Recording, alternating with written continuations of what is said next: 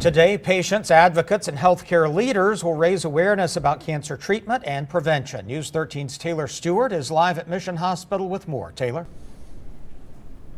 Yeah, good morning, you guys. So treatment is best done when you can catch the signs and symptoms early. Now, all throughout the morning show, we'll let you guys know about the various forms of cancers and ways you can ensure that you're protecting yourself against them. Now, this morning, colon surgeon Dr. COLIN is joining us now. So tell me a bit about some of the early signs for colon cancer and what people need to do. Sure, sure, Taylor. Mostly what we're seeing is a lot of people who will sort of not actually be proactive about things they'll find. So I can't tell you how many stories I've heard where people have said it's just a hemorrhoid, where they've just attributed their rectal bleeding to things what they think are that. But changes in the caliber of your stool, constipation that sort of is newly diagnosed, obstipation, bloating, cramping, all of those things can be early signs of something that could easily be treated. And now there is a need to get tested earlier. So screenings are now happening before age 50 for certain people. So those guidelines. Our guidelines have changed and now advocating for age 45. Now if you've had a family member be diagnosed with colon cancer, we're advocating for 10 years before that diagnosis. Got you. So it's all about being aware, being prepared, and making sure that you're doing all that you can to limit some of those symptoms and get treatment at an earlier time rather than later. So we'll of course keep you updated on all the things that are happening here on World Cancer Day at Mission Hospital. For now, we're live in Asheville. I'm Taylor Stewart, News 13. In tonight's health alert, it's a safety system found at few hospitals in the country. As News 13's Jay Siltzer shows us, it's giving cancer patients reassurance when infusions are administered. This new high-tech isolated room at Pardee Cancer Center in Hendersonville has a big purpose, using computer programs to walk technicians through every step while preparing an IV compound. We are using it for the chemotherapy and immunotherapy. It will use gravimetric weight, so the density of the medication, so it allows for more accurate dosing. It's absolutely controls the safety of it, making sure you get the right formula. Here we go.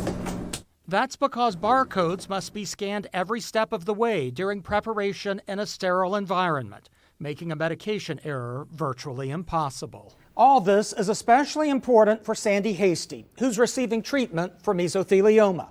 It's a type of cancer, and in his case, it's in his lungs, and stems from exposure to asbestos while deployed on Navy submarines and ships. Now, with this equipment, the infusion process as a whole is more efficient. They don't mix it up until you've had the blood work. The doctors reviewed it. They know that your body can take the infusion. We don't need to make things in advance, so we know that it is exactly for that patient with that dose. It's working for this 82-year-old. We're going to take a quick listen to your chest here. 3 years after diagnosis. You can see the areas of activity there, but thankfully no worse than before. In Hendersonville, Jay Siltzer, News 13. Hamilton is back and coming to theaters. I'm Jay Siltzer, and this is your morning cup of Jay.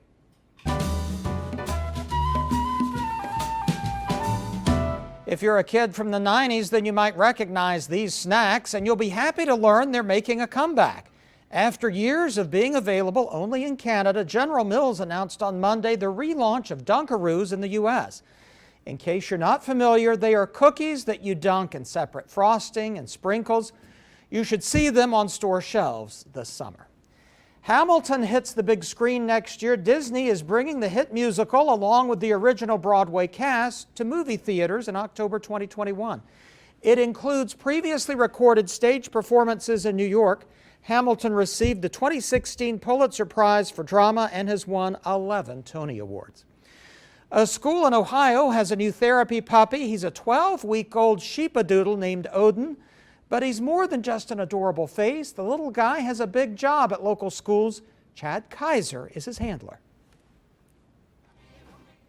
We thought it could help with our social-emotional learning and our anxieties. It helps kids open up a little bit. They're a little more comfortable around the animals, able to, talk about their feelings a little bit more. Kaiser hopes the school might someday expand the program and bring in more dogs. That's your morning cup of Jay. Have a great day. Students at a mountain elementary school are discovering the importance of volunteering. As you'll see in my Never Stop Learning, they're making a difference in their community, one can at a time. We're going to take them out of our boxes and we're going to put them into the milk boxes.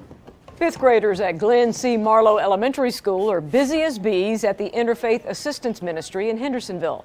The students are members of the Kiwanis Kids. During the month of January, they collected 231 pounds of canned soup. Students say it feels good to help others. Our school is so large, and every year we get a lot of cans and stuff. It makes me feel good. Why? Because I'm helping people that I know need it. Our school is a very good school, and I think that all the grades participate in everything, and if we have a fundraiser, then they're going to participate in it and donate. Each month, the Kiwanis Kids help a community service organization or they participate in a service project at their school.